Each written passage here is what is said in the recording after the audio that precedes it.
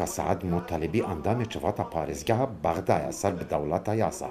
تيدا لكنال الرشيد راديينيدن أجر كرد دولة خور راجينن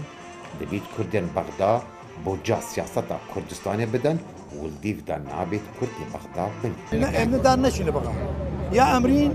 يا درناج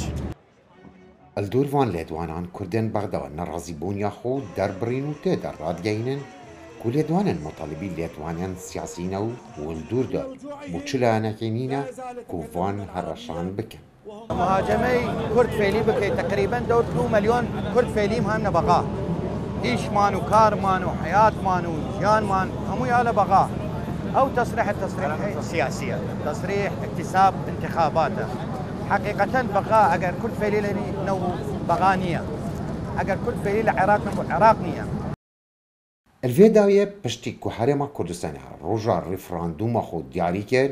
كرد لبغدا كفتنا جير هرشان لعنان سياسي و حتى فيدا نزيكي 400 مال باطن كردان لبغدا قفن داري خصنين اللي تينا كرن هر خلاف أبيت بين مركز وبين إقليم كرد بغا عموما وكرد فيلي مهدد النيرة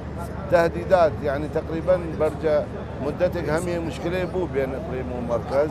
تقريبا 400 عائلات شكواها لمجلس محافظة تهديد يان كردن كليرة نمينن